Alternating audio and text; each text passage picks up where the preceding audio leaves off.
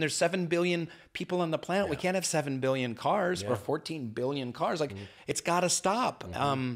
So how does one, how do you deal with that without your head exploding? Yeah, I mean, that's that when you put it that way. I mean, He's just focusing on the words. You are right. That is very scary.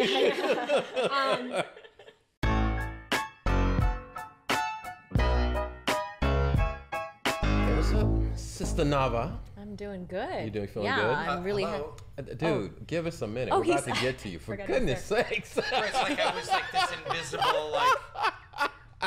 Look, there's a lot of things. I'm right here, Masud. There's a lot of things that are unusual today. As you notice, we're in a kitchen, but we have mics in the kitchen because every new kitchen has a mic. You've got a podcast mic. Absolutely, absolutely. So it's gonna be a new thing. Welcome, Rainn. Good to see you, man. Hey, Mr. nice Rainn Wilson. You. So glad you guys you're here. know, I'm an executive producer of this show. Oh wow. Yeah. I should have told you I should have worn the other So shirt. what the hell is going on? I'm so sorry. What's going on with the show? It's Nava. I'm so sorry. No. I'm not criticizing. I'm literally asking what's going on with the show. The show is going well, man. We're having some amazing guests, some incredible conversations that we are tag teaming on and managing and learning and participating in. It's been awesome, dude. We've had some great guests. We have. Really excited to talk to my friend Katie Eder today. Yeah, I still don't know if it's Eder or Eder. I honestly don't know. Or Eder. She answers either way. She's so cool. She doesn't care. She is so awesome. And I got to do this really cool mini climate change documentary for Soul Pancake that was on YouTube called An Idiot's Guide to Climate Change. And she was kind of a regular component of that. I had her down in the beginning and at the end. And she really kind of represents the voice of the youth movement of climate change. But it's not just climate change. You think sometimes you think about climate change, you think about like, buy an electric car and stop eating beef or something like that. It's social change. It's grassroots, whole cloth change of how we do everything. And she's incredible. I'm so excited for you guys to meet her. Dude, as I was doing a research and reflecting on her, and I was thinking about the importance of community and being engaged in community. How communities can serve as like, as spaces of nurturing and encouragement. They can also be detrimental depending on how they're structured and how they work, And I was thinking about like you, man, and like, the spaces that you've been in, because you're moving, you're filming here, you're doing TV shows and stuff that you do.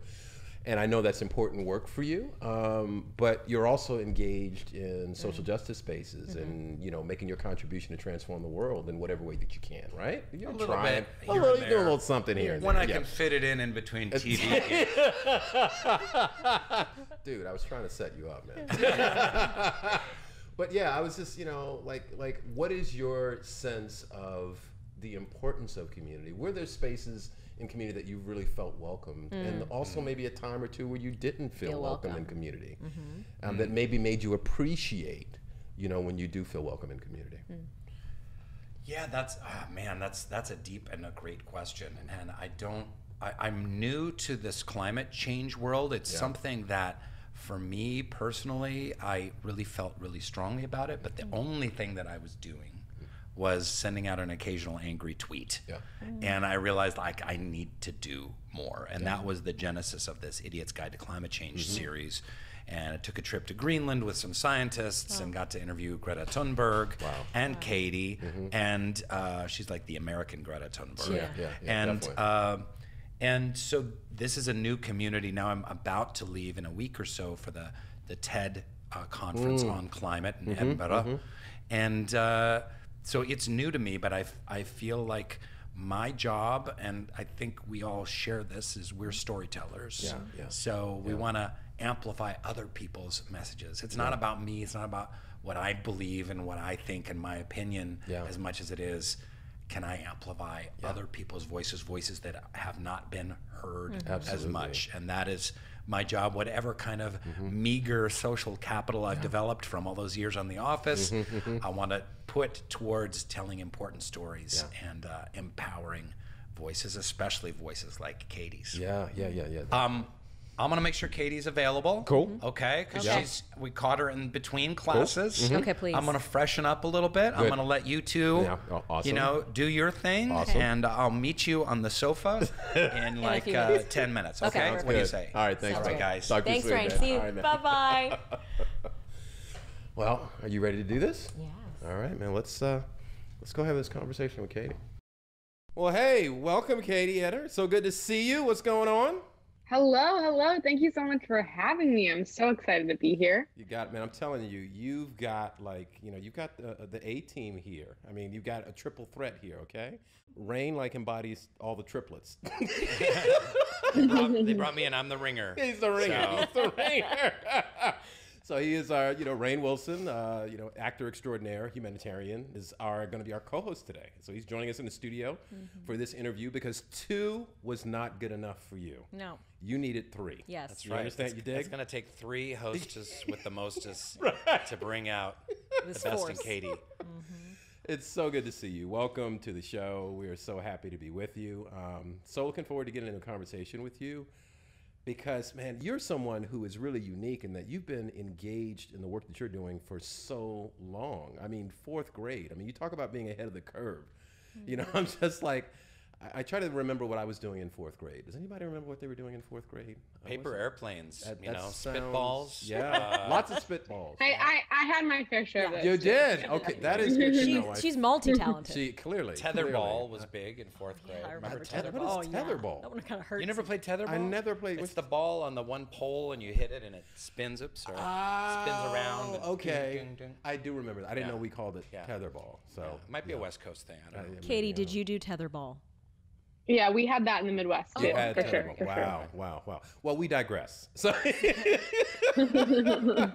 but I'm really interested in kind of starting because you've been engaged in your activism for so long, and let's just really start from, the beginning. I mean, doing some research on you, I came across that Jewish phrase. I'm going to try and get it here, Katie. So be patient. Tekem olam. Did I say that right? Tikkun olam. Very Tikkun close. olam. Okay, I was working. Did you feel me working? Yes. But I love that phrase because it means, from the Torah, of course, and it means to repair the world. And it seems like you have been engaged in trying to repair your surroundings, the world, since you were very young. And I'm wondering where that impetus, that kind of desire, what was the catalyst for you kind of getting engaged in your activism at such a young age? Yeah, for sure. I mean, I think as you said, I grew up Jewish. I was very deeply engaged and involved in the Jewish community in Milwaukee, where I'm from. Growing up, I went to a Jewish day school for most of my childhood. And through that, I think, that really taught me a lot of the values around Judaism is, as you said, tikkun olam is to repair the world, this idea that as people, we have a responsibility to help and try to make the world better than we found it. And so that was something that was very much a through line through my childhood. I'm the youngest of 5 siblings. And so I grew up very much kind of always trying to be a little bit older than I was at the time. And so I think that always prompted me to kind of want to stick up for others and sort of be responsible, I guess, in sort of the actions that I took. In 4th grade, as you mentioned, was when I first had my first kind of, I guess, radicalization moment. Is I was in a gym class where our gym teacher would have the boys and the girls play separately in like games and when we would play contact sports and things like that. And I thought the boys had more fun. And so I decided to have my class stage a sit-in. We had a little petition that really did have like crayon or colored pencil on it or something like that. And we all went to gym one day, sat down on the ground and said we would not get up until we were all allowed to play together. And after a while, our gym teacher gave in. And from that point on at Lake Bluff Elementary, the boys and the girls and people of all gender got to play sports together. So without knowing it, that was very much my first time of really understanding in my own life what it looked like for one person and a few people to be able to create some kind of visible change and impact. And so from there on, I kind of always had a little bit of a rebellious streak in wanting to say, okay, if I don't like something and if something is a certain way, it doesn't mean it has to be that way. And I actually have power and agency to change it. I love the confidence that is just oozing, because that confidence is actually a reflection of your capacity. And I think youth have so much, you know, the millennial, the Gen Z population, we have so much capacity. But a lot of what kind of keeps us from moving forward is there is this force or this voice that we hear from the rest of society that tells us, oh, well, you're just young. What do you know? Was there ever a point in time in your life where you were made to feel belittled? Like that you are this young girl, what do you know? Yes, definitely. I mean, it still happens. Just I was telling a colleague earlier this morning that I was put on a thread with a few folks, and someone asked if I should bring one of the adults in to the email thread. Wow. As our conversation was getting a little bit more challenging to figure out. So it definitely is very prevalent. I've heard it all. You know, we don't know enough. We are too naive. We're crisis actors. You know, we've kind of gotten the whole gamut. And I think from a lot of people, and I think one of the reasons that young people are so uniquely positioned to make change is that we have less resistance to seeing something be done in a way that's different than it has been done. And for a lot of folks, especially older folks, that can be really scary. You know, thinking about change, thinking about going against the grain, changing the status quo, right? That's scary. Any kind of change, any kind of transition is, we're literally wired to have hesitation and to sort of pull back. And so I think when people, especially adults, you know, kind of quiet young people or try to minimize what young people are doing, it definitely comes from that place of fear and that place of hesitation and anxiety about the potential and the power of the generation. And so I always try to look at it with that spin and say, you know, I understand where they're coming from, and this is a fear-based reaction. And so the best thing I can do is be extra prepared, extra ready, extra studied up and motivated. And so to really show, you know, yes, we've got this, we can do this. And you can trust us as a generation to kind of carry the torch in this way. Wow, that's so amazing. You know, it's incredible to me because what you're talking about, you know, this notion, this energy of the youth, kind of this fear, right? The response from the older generations. And yet, you know, a lot of your, you know, inspiration, I know, comes from the ancestors and past generations. I mean, I'm thinking about, you know, Rabbi Heschel was marching with Dr. King. I'm thinking about Mahatma Gandhi. I'm thinking about women, you know, the women in the women's rights movement. So many people that have gone before that, you know, have provided inspiration, I'm sure, for your journey. So this kind of like interrelationship actually between the old and the young, you know, which kind of breaks down those false walls and those divisions. There's an interdependency there, right? There's the one that's inspiring and kind of helping to motivate the activism of the young, this young who have the energy and the kind of like expansive vision to take things in a new direction. I don't know, what do you think about that when you hear people say, well, I just don't want to listen to the old people, they're done. Is that why I'm here? Am I the old person? Of course, absolutely. We didn't want to say you're that. You're rounding out our intergenerationality. You know, we did because I'm the middle-aged dude, right? Yeah, brother. Yeah. You know, I'm not going to let on what my age You've got is. Katie. I don't know. Yeah. We met when you were a teenager. Oh my. Oh, that was that's true. That is very true. Wow. It was around the September 20th crime strikes in 2019. We were in New York, and we walked together, and we were able to tell a story and reach an audience in a way that I would never have been able to do independently, and Rainn would never have been able to do independently. And even that just shows the power of what intergenerational conversation and collaboration can look like. And that's very much the orientation that I take, and that the Future Coalition team, the group that I work with, we take, is that youth-led doesn't mean youth only. It means that youth are at the front, and we need everyone of every generation to follow behind us. And we say we're at the front, but, and you know, like, we obviously are building off of the work that so many have done, especially in the climate movement, Indigenous people and Indigenous leaders, and the work they've been doing for generations and for centuries in stewarding the land and advocating for the planet.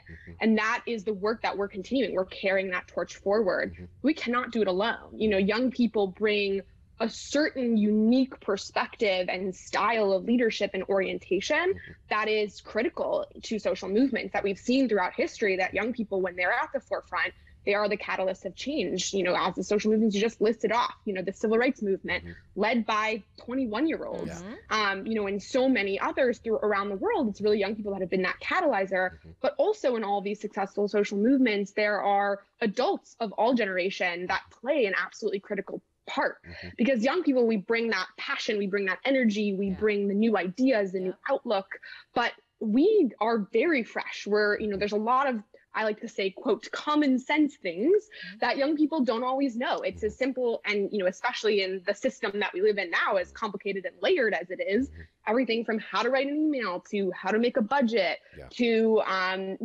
experience planning a coordinated national day of action and what are the missteps. That experience brings a ton of value. It's absolutely critical to making sure we don't reinvent the wheel. It's really when these two sides, these two kind of differing views, differing skill sets can come together and really create power. And that's, we see it intergenerationally. And that's why it's so critical to work intersectionally as well, because the more perspectives, the more foundations of knowledge that can come together in collaboration, the stronger the end product is going to be, and the greater the narrative's ability to reach many different people in many different ways.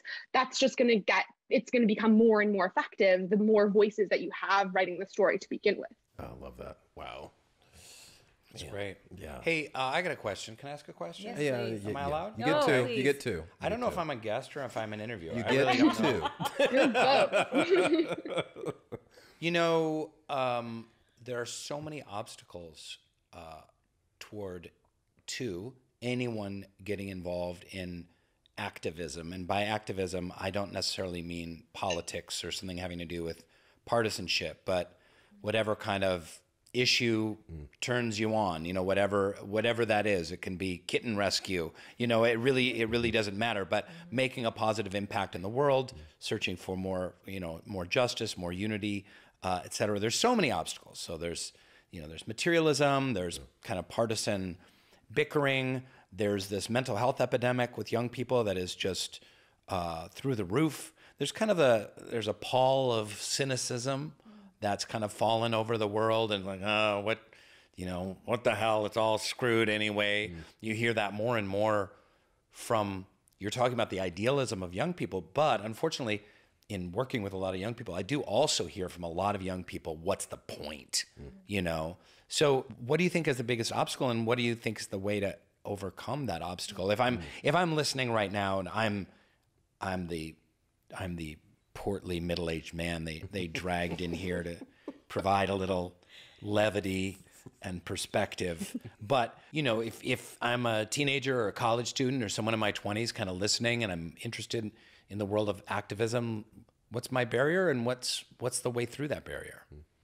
That's a really great question. I think especially in organizing around the climate crisis, the climate crisis in and of itself is a exceptionally complex and overwhelming issue. It is an existential threat to humanity. There's no bigger, scary, anxiety-inducing thing that one could come up with. But to add on to that and to make it even more kind of like, oh my God, this is really overwhelming, we have this duality of needing to address the climate crisis and the urgency around the climate crisis in this moment, and the reality and needing to address the reality that the systems, the political and social systems, which should allow us to address this existential threat to humanity, are fundamentally really broken. And we need to address these complex systems in our society, whether, that come from the fact that our country and our society and the modern day, society that we all exist in was built on white supremacy and was built on patriarchy. So that in and of itself, right? We have this duality of this climate crisis, this huge, urgent, pressing problem, and the reality that I think so many people, especially young people, are grappling with, which is, I am a single person in a system that is failing in so many ways. And how do you even begin to address any part of that? And it's really overwhelming. And I think it's really important that people know that it is overwhelming, and it's overwhelming to all of us. I'm myself and, the people that I work with, we talk about it often, and we spend a lot of time thinking about it and are allowing ourselves to process, where do we put our energy? Where do we put our time? And I think that the best answer that I can give, which I think it so much depends on your circumstance, and making sure that first and foremost, you're taking care of yourself, and you're making sure that in your own life, you are able to rest and you are able to experience joy, because those are the things in the end that are going to counter this big bad system that we have. Is that we need to give ourselves grace in sort of the pathway that we have. And then I think the two things I would say is education is you yourself taking the time to learn and unlearn. And really, whether that be books, whether that be podcasts, webinars, there's so many ways to access information, and you don't all have to do it all at once. Man, I love a good webinar. Yeah. I love a good webinar. Like, you got to hook me up with the good webinars. I'm like, anytime I hear like, hey, there's a webinar, I'm like, I'm there. There are none. I drop what I'm doing. Sorry, I'm teasing you, Katie. Sorry. Okay, fine. Take webinar. Webinars. They're really awesome. Plug for the webinars. Fossilfreefuture.org. Go to it. Okay. Anyway, I think education, especially in this day and age, there's so much that you need to educate yourself on. If you're here about the climate crisis, it means that you should care about the systems that created the climate crisis in the first place. And that means you have to do the work to unlearn the white supremacy as much as you can. That is weaved into your being and your growth as a person. Counter the patriarchy and the misogyny that you see in your everyday life. So education is first and foremost. I think that's something that is fairly accessible to folks. No matter sort of the time that you have, you can find a little bit of time to do some of that education.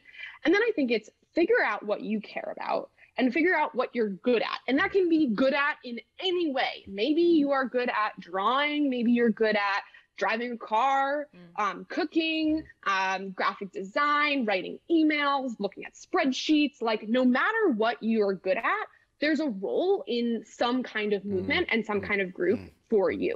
And I think what people often, most people, when they hear social movement, when they hear, the climate justice movement or climate justice organizing, they're thinking about these giant days of action that we have when we mobilize millions of people in the street.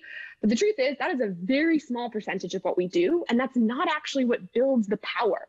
And so if you want to be part of that power building and part of the actual movement, it means that and every other day that's not that giant mobilization day, that's when we really need you to be engaged and working.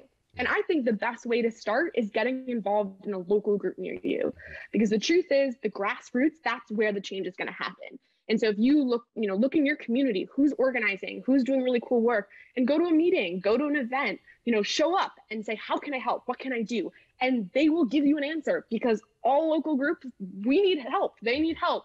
And so there's a space and a place for everybody. And it's just taking that first step, showing up, listening. If you're not ready to act, just listen and learn and absorb, and then start to ask yourself, okay, what am I good at? What do I like to do? And how can I give that and lend that to the movement in some way? Katie, that's so brilliant and really inspiring. And I get so much out of that myself, hearing you. But you talked about these two aspects of the climate crisis, and there's one other, it's kind of tangentially connected to the broken system you're talking about, but I just always need to put it out there, which is like, the deeper you dig into climate, the more you realize, like, it's not just a matter of curtailing CO2 and methane emissions, right? It goes so much deeper than that. But as you dig deeper and deeper, it's like how we do everything as a species on this planet is called into question. So you talk about broken systems. Yeah, we have a racist system, and it's a patriarchal system, and it's a broken political system. It's corrupt and flush with money, etc. There's the have and the have-nots. There's economic injustice. But what about the entire way that we think like the earth is this like infinite resource? We pull these nutrients out of the earth. We grow the food as cheaply as possible, with as many pesticides as possible. We dump stuff, we sell it. You grow asparagus in Peru, and then you ship it all over the world, and your asparagus you're eating in Portugal was flown across the Atlantic, like the carbon footprint. But just how we do everything, it's so daunting. I don't really have a point, but that's what always just blows my mind, and it feels so daunting to me. Like, how are we going to change everything? You go out on the freeway, and there's a billion cars in front of you. Like, this can't sustain. There's 7 billion people on the planet. We can't have 7 billion cars or 14 billion cars. Like, it's got to stop. How does one? How do you deal without your head exploding. Yeah, I mean, that's that when you put it that way. I mean, She's just focusing on the words. You are right. That is very scary. That I think is what I mean. That's why this is so overwhelming, and I think also that's why I think one of the big reasons, aside from the whole like corruption and role of the fossil fuel industry and pouring billions of dollars into controlling governments and corporate leaders, aside from all that, I think that this feeling of, oh my gosh, this is so big. Where do we even start?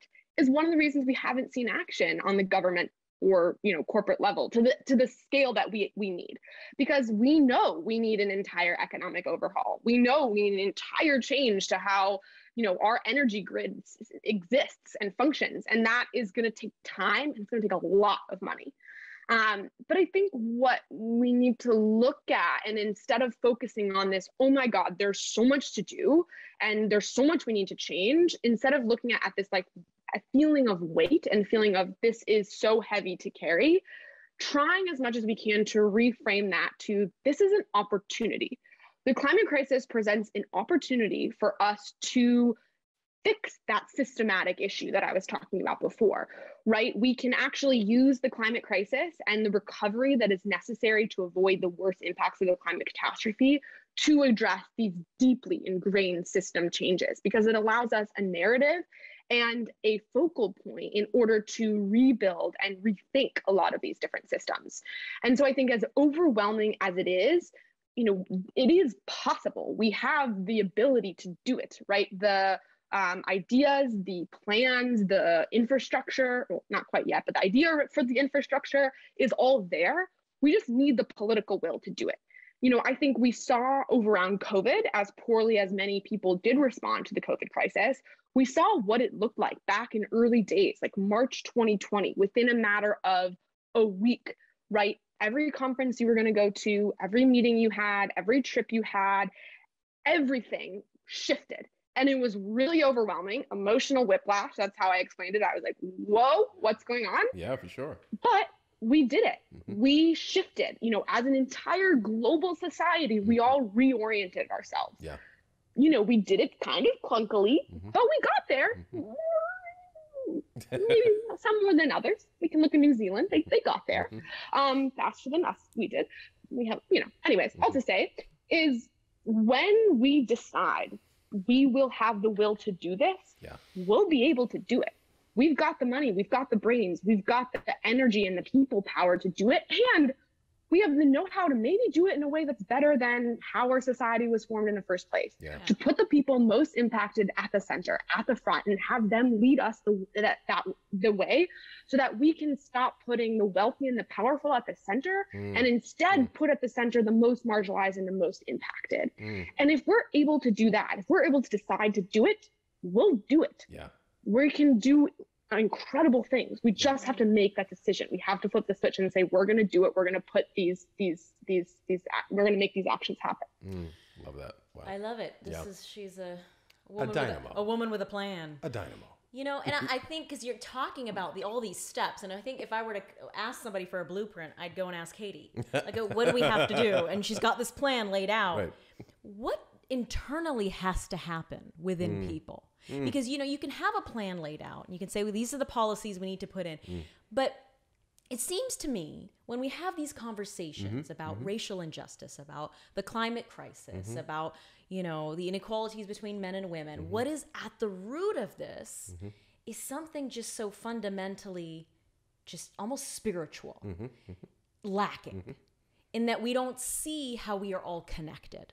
How do we get to that place internally? I think first I'll say that there's this tension that exists, and I think over the last few years in the climate movement, we've seen it bubble up as a really important thread of narrative, and it's a tension between individual action and individual change and systemic societal change. And where it originates is this, idea that if we carpool, if we don't use plastic straws, if we recycle, that we'll be able to avoid the impacts of climate catastrophe. We'll be able to decrease the total global emissions, or the emissions in the United States. And that is a false narrative, right? That is a narrative that literally was written by the fossil fuel industry, was written by the people who are profiting off the climate crisis. The fossil fuel industry has poured billions of dollars since the 1970s in creating the narrative around how we understand and believe understand climate change, that we even call it climate change. You know, they've controlled how we think about it and how we react to it. And that makes it so our belief of it is my fault and it is what I need to do. I need to change. I need to stop doing this or start doing that. That is not true.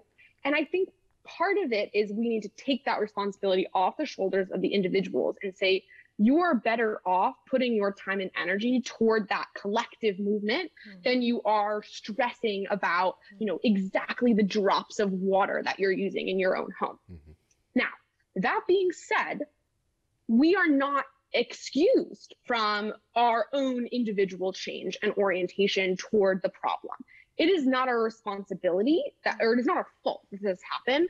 It is our responsibility to ask what parts of that narrative and what parts of the culture that we exist in are perpetuating those same problems that we're seeing at that macro scale from the fossil fuel industry and sort of these other bad actors. That is, in our own life, how are we abusing the earth? How are we abusing other people around us? And what can we do to help change the culture around how we treat each other and how we treat the earth? Because at the end of the day, it's going to take a people-powered movement to put pressure on those in power to make a change. But then at some point down the line, the people who are part of the movement are going to be in those seats of power. And so if we haven't fundamentally transformed the way that we act and we relate to each other and to the planet, we're going to just end up in a same or similar problem down the line. And so there's this part of taking the responsibility off of yourself of saying, I'm not going to be able to fix this on my own. And it is necessary for me to be a part of the change, both through the collective and the individual, in order to see the cultural shift that will allow us to not repeat this again and again. And one way that I like to talk about it, which actually comes from my mom, so I'll just credit her with that, is she says, if we want to make transformational change, we have to do it in a transformational way. That it's not enough to say, we're demanding system change, we're demanding leadership that looks more diverse or that is including more perspectives. You know, we're demanding a revolutionary agenda. We can't expect to see those things, see those wins, if the way that we are organizing, if the way we are living our lives isn't transformational in and of itself. And so we have to sort of grapple with, we need to be part of the collective and understand that we can't on our own change the system that we are in. You know, if you have to fly somewhere and you're beating yourself up over that, to an extent, it's like, yes, of course, how can you reduce your own carbon footprint? But also understanding that the system of transportation that exists in the country is not up to you and yourself to fix. You know, there aren't other methods of transportation. You can't take a clean energy powered train, you know? And so there's sort of this push and pull of, when you know, okay, I need to make the change, and when you know, okay, I need to pressure the system to do it. And it's this fine balance. But again, I will say transformational change, we need to do it in a transformational way. And so I think grappling with that question and asking how in your own life you can be transformational and how you act toward others in the planet is a really great place to start. In the beginning of the conversation, when we talked about kind of how you got engaged in doing this work, and you talked about, you know, your Jewish faith as kind of being like a framework for activism in a way, as being, you know, part of that process of developing that kind of like inner like sense of community and collectivity with one another. And at the same time, also thinking about how human beings are so freaking hard-headed, man. I mean, it's like so difficult for us to, it's like we got to go, you know, the long way around the barn to get the lesson, right? And I'm just wondering, like, thinking about the part that like having a set of beliefs, whatever those are, however those manifest themselves, but something that has been proven over time to be life affirming, right? And not life denying. what kind of part do you think that plays in helping to develop a kind of framework that helps us to have that internal transformation that allows us to act in ways with a collective kind of mindset? That's a fantastic question. I love that question. I'll say first that I think and I'll say this because I know I'm in my first week of classes now. And so I'm meeting a lot of new people and talking about a lot of things that you talk about in college, which is I'm just in college for the first time now. So getting to have all those college-like conversations. And I'm talking about religion with a lot of people because, that often comes up early on in conversations when I'm explaining kind of where I grew up and how I grew up. And I relate to a lot of young people I think a lot of young people relate to the fact, and I do too, that religion, I think our generation really has a complicated relationship with religion, regardless of sort of the faith that you practice. Because of social media, because of the accessibility of information, whatever you want to sort of claim it's why, I think a lot of our generation is really grappling, especially young people that grew up deep in faith, like I did, really grappling with religion and the role it plays in, I'll just speak for myself, the role it plays in my life, and, what do I like about it and what do I not like about it? And that's very complicated. And I think for me, it adds this other layer of complication of when talking about social movements, a lot of what we want to try to do is similar to what religion does. There's a great professor at Johns Hopkins named Hari Khan. She's amazing. And she studies activism and social movements and the effectiveness of social movements. And one of the sort of most famous pieces of research that she has is that she studied mega churches, these churches that turn out every Sunday, thousands of people. And she looked at mega churches and tried to break down and understand how they retained so many people and how they engaged so many people, week after week. And the biggest thing that they saw throughout that was a sense of community and a sense of connectedness. Yeah. Even people coming who didn't have faith, that's not why they were coming. They were not coming because of a shared belief. They're coming back because of that sense of community. And it was a sense of community that, even though it was 1,000-person mega church, was in these small pockets, right? In these sort of little groups that people felt they had relationships with, they had trust with, and they had community with. And so as complicated as the values of religion are and the teachings and just the orientation of life that it gives you and the restrictions of life that it can kind of have on you, I think one of the things that I've learned through religion, and it's not only until I'm older and kind of understand these competencies around organizing that I've connected that religion is, I think, the place where I've learned this, is this sense of community and how to facilitate and foster this sense of community. I think that... Katie, let me pause you just for a second. Rainn had an interjection. I don't want to lose his point. So no, Katie, I'm sorry. This is tricky over the Zoom. I didn't mean to interrupt, but I love that you referenced yourself as now it's something I've learned as I'm older. At the age of 21, yes, you have gained a valuable perspective. So sorry, as the resident old man on the couch, but please, I just needed to point that out. Please continue. Go ahead, Kate. We're sorry. Go ahead, please. Pick up where you. No. That was great. In my elderly age. Right. Yes. Yes. I have learned that about community, and that I think that when we talk about values of organizing and we talk about values of bringing people together, it's that sense of community. And so for people interested, go back to Rainn's question, for people interested in getting involved, trying to find a community and relationships with people that can keep you there and can help sort out the fact that this is a really overwhelming problem. People to talk to, people to celebrate exciting things with, and kind of confer when things are challenging. That to me is just so important in just your sustainability as a person, as an organizer, and in our collective ability to make change at scale. Is we need to create community in the spaces that we are trying to catalyze. But another thing that faith provides is not just community, because you can have community at a bingo hall, but a community that is in service to something higher, to something greater. So there's a sense of that gives it a propulsion. I'm part of this community, and we're seeking something more, whatever that is. And I think in the right periods of time in activism, that has been struck. I think Greta Thunberg has hit some of that with what she's doing, and the activism that you're working on, and the civil rights movement of yes, it's community, and it's community for something greater. Yeah. That's such a great point. I think it's interesting because I think if either one of those two pieces are missing, it becomes more difficult for people to stay in community. So it's like we have to have, there has to be the kind of like, it seems to me anyway, like this framework, right? These teachings, right? That kind of propel us to something better. Yeah. But then there also needs to be at its base, there needs to be a deep-seated sense of love and fellowship. Yeah. Because people aren't gonna, I'm not gonna stick around, man, if I don't feel like, if I'm not feeling some love, you know what I'm saying? So I don't know about you guys, but I don't think any of us would really stick around for a long time if we didn't feel some love. So, I think that's, the two of those things, I think, kind of work together. I don't know, what do you think, Kay?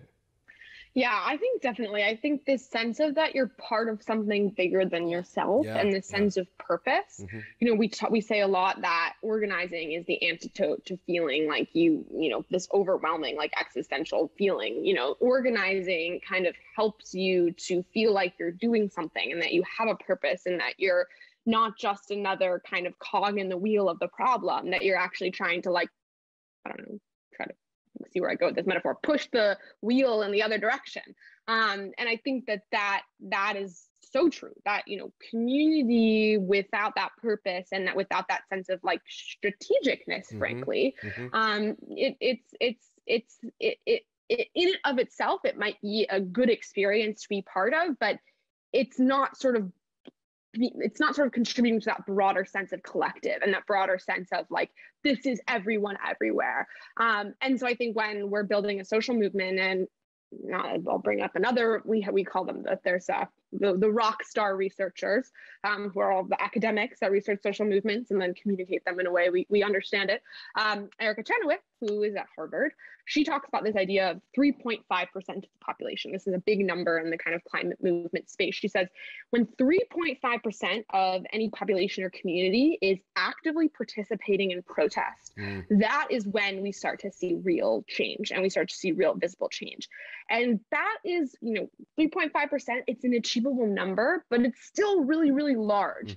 And so as much as these pockets of community in and of itself are really important and effective piece of the puzzle, in order to get that 3.5%, they have to be part of something bigger, right? They have to be communicating with each other and moving in a direction that is strategic. And so I very much agree. I think, it is community, it is finding your community. And then it's also figuring out together with your community, what's your shared purpose and why are you there and where do you want to go? And what is the vision of the future that you want to see? And I think when you can align on those pieces, that community goes to another level and it becomes so much more powerful, because now it's not just a community of individuals, it's a collective, and it's a collective that can together take their shared power and move in a direction that's actually gonna see results and see change.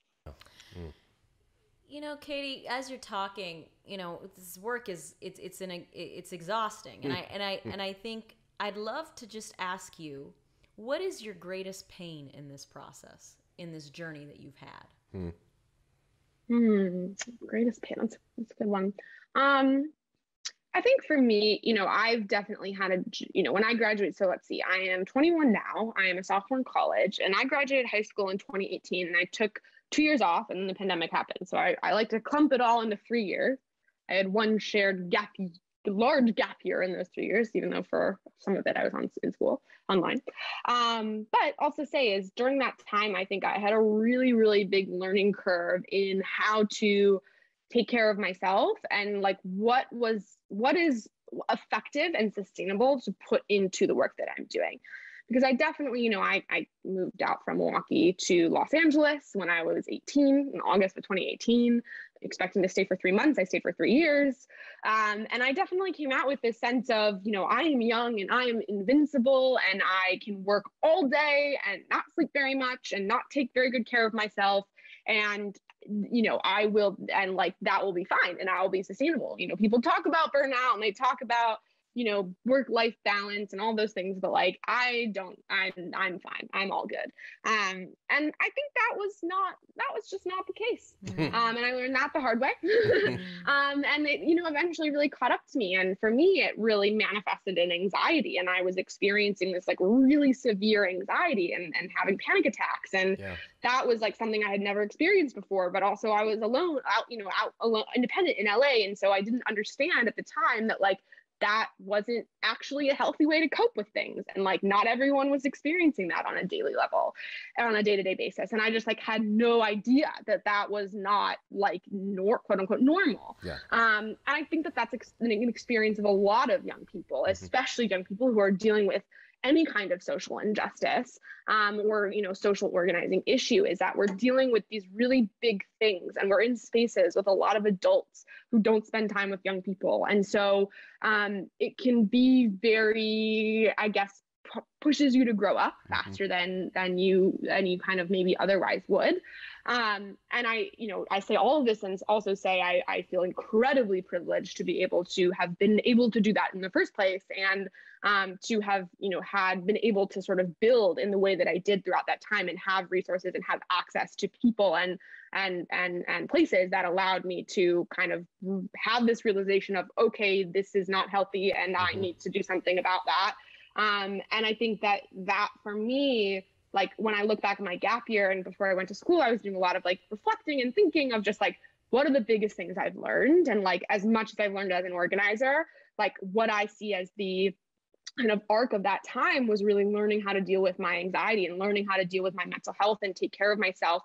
Because, now I am hopefully doing like just as effective as I was back then, but I feel so much better on a day-to-day basis. And my work, as important as it is to me, it does not control me, and it does not dictate, all of my emotions. And, that came from therapy, that came from meditation, that came from, learning to take breaks, learning to dance and feel free and all of those things. And I think, those skills have been one of the greatest gifts almost that organizing has given me, because it sort of forced me very early on in life to learn these things. And now, as I'm navigating school and work, as overwhelming as it is and as stressful as it is, I feel very grounded in that. Like, I know that I'm going to prioritize my well-being. And, you when you're on an airplane, you just put your own oxygen mask on before somebody else's. And so that's just such an important. I was going to use that analogy. My mom uses that analogy. Damn you, Katie. Yeah. I was going to use the airplane oxygen analogy. I thought I would look so smart. It would make me look so smart. And then you just jumped in there and grabbed it. He's been working on that for the whole week, I'm telling you. Every time I exhaust myself, my mom goes, Nava, remember, when you're on an aeroplane and the oxygen mask drops, first you have to put it for yourself. Every time. But I think it's, I don't know. I totally identify with what she's saying, because I think it's like, it's something we have to learn, man. It's like when we're younger, like, I'm thinking about all the energy the frenetic energy I had just to do something. I wasn't doing the kind of thing she was doing, but just to do something. And then I was doing a lot of little somethings, and I just had to learn that, okay, I don't have an endless supply of resources. I had to learn to honor my tank, and recognize when it was like, 3/4 full, half full, quarter tank. So, I just really value that, is learning to take care of ourselves, and not to think that it's a selfish thing, right? Like it's not, it's, we take care of ourselves so that we have something to give back, is the way that I see it. But I think we're socialized in many of our circles to think that it's a selfish thing. But in actuality, it's not. It's actually interrelated to the giving. The giving back is, the giving to oneself is part of the giving back. I don't know. It's, well, because the giving back also nurtures yourself. So it recharges your battery. So it's a false analogy. It's a false narrative, as Katie would like to say, of like, I'm going to do self-care, and then I'm going to do this work, and then I'm going to go back and do self-care. Like, you do self-care so you can do the work, and the work feeds you, and you do more self-care, and you do more work, and that feeds you, and so that you have more energy to do the work, and that gives back to you. But I think a lot of the because I do have some problems with self-care, especially people in like my industry in LA. It's like, right. I'm so stressed out, and the tennis club has been so busy. I couldn't get a court. I don't know any and my facial was canceled, and so I just needed to practice self-care. Right. No, like you said, it's we take care of ourselves so we can help take care of others, and that creates a cycle. Yeah, and I think Katie kind of hit it on the spot. I mean, I was watching a documentary. He was happy. He was looking at different societies, you know, that were the happiest, and then the society that was the most happiest was one that focused on the collective. Yeah, it's this idea of moving away from the individualistic you know, culture that we grew up with. Yeah. In this Western world, and moving back to this community-driven life, where they found that their health and their happiness was so much more better off because they were serving. You know, you're acting in that spirit of service, like most indigenous communities have been doing for 100,000 years. Exactly. But don't you guys think it's like it's a balance? I think it's like a tricky balance. It's like because I think on the one hand, I mean, the interconnectedness between the giving of oneself to the collective, and then you get something in return. But I also think sometimes people operate from a place of deprivation, and they're giving so much, right? But the giving it's not really selfless. It's weird. It's like the giving is not fully selfless in a way. It is selfish in a way, and they're depriving themselves, and they're feeling guilty whenever they spend time taking a break or tending to themselves, not going to get the facials or the nails done or any of that. I'm not talking about that, but you know, just taking a break and and replenishing, meditating, praying, whatever you need to do, you know, running. So it's a balance, I think, and one that I don't know if any of us always hit perfectly. We're striving to hit it, but I don't know. I see people giving sometimes out of a kind of deprivation, and they're not giving joyfully. They're giving out of duty, out of responsibility. And I'm not saying there's not responsibility in giving, there is, but there should be a sense of joy in the giving, I think. You know? Katie, you work in climate activism. What is your hope for your generation over the next 5 years? What do you want to see happen? We do the small questions here, as you can tell, Katie. So these are all small questions. So, Okay. Future of my generation. We're looking to the crystal ball. Okay. And you've got 1 minute and 17 seconds. There you go. Absolutely. Starting all right, now. Here we go. Well, first I'll say, to sort of wrap up this last conversation of pieces, I'll say I think that part of the whole idea of we need to change the system is really analyzing and interrogating what parts of the system have we so internalized that we don't even realize it. And part of it is exactly this phenomenon that we're talking about, that if you're not working, you feel guilty. You got to work all of the time. That is a, you know, I'm hesitating to say it, but that's capitalism. That is this sense of we need to work and work and work, and our success is tied to our work, and we need to work to make the money to, you know, be happy. And that is what we're trying to counter. We're trying to say we should stop putting the money at the center of everything that we're doing and start putting the humanity and the people. And if we can put our own humanity in the center of what we're doing, we're going to start again, not that transformational how, doing the thing in the transformational way. So it's transformative to say, I'm putting myself at the center and I'm making sure I'm okay. And so for the hope for the generation, to go into that question, I think that leads into it perfectly, is that my hope for my generation is, you know, in the next 5 years, in the next 10 years, before this 2030 number that we all keep talking about, of this sort of this point that we're going to hit where it's irreversible, where climate change, we're not going to be able to avoid this catastrophic effects. You know, from now till then, till 2030, over the next 8 years, our generation is still going to be quite young. And so we still have this responsibility of being that catalyzer, being that instigator, being the people who make that good trouble, as John Lewis says, you know, being that push for change. And so my hope is that our generation finds within themselves the way to channel the trauma and the pain and the anxiety and the grief and that negative, overwhelming feeling into pushing as hard as we can on the adults in the world to do what they uniquely can do, and that is create systemic change in the public and in public space, in the government, and in the private space, in boardrooms and corporations. And so I think in the immediate, that's my hope, is that our generation is able to come together and really see our generational identity as one of those things that can provide us community and give us purpose, shared purpose to really demand and make noise. And then in the long run, I hope that, you know, the young people that are on the forefront of the social movements today, and the young people that are attending the protests, and young people who are not and who are choosing to stay silent, you know, these are the young people that are going to be the future leaders. They're going to be those future government people sitting in the, you know, in the government buildings, in the corporate offices. We are the people that will be tomorrow's leaders. And so it's just as important for us to promise to ourselves and hold each other accountable to not repeating these same cycles of oppression that for so many generations we have seen our parents and our grandparents do. And again, one person, one small group of people, we can't do that. It's going to take all of us. It's going to take a large number of us, 3.5% of the population, perhaps, for us to really start to make these changes, to make these system changes.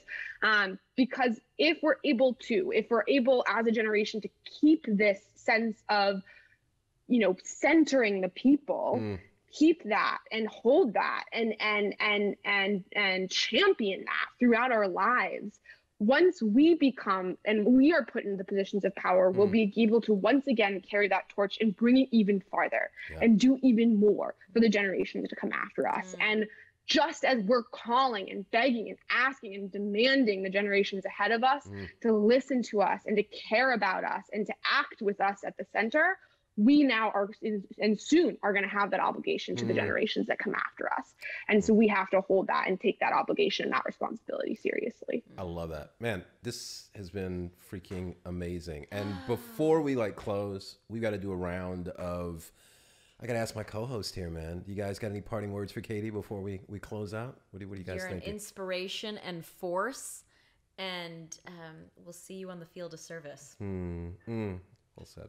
Rainn. Well said, Katie. You know, I've known you for a while. We've had some really in-depth conversations over the years, but every time I hear you, it really lights up my heart, gives me hope, and I just thank you for the great work that you're doing, and get through college as quickly as you can so you can get on with the real back work. Out there. You know, I don't know, can they give you a 1-year degree or something? Come on, Stanford. What are they doing, right? Hey, Katie, I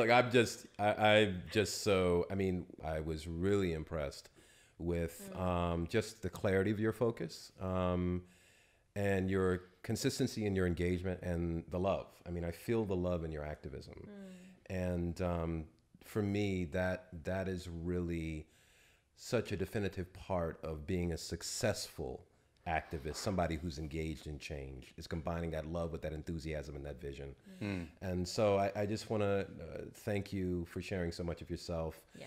I think I speak for all three of us here on this show that we are sending you with love into whatever endeavors you're getting involved in, and we are praying for you and just can't wait to look at the wonders you will wrought, and we know they are coming. So keep doing what you're doing, sister.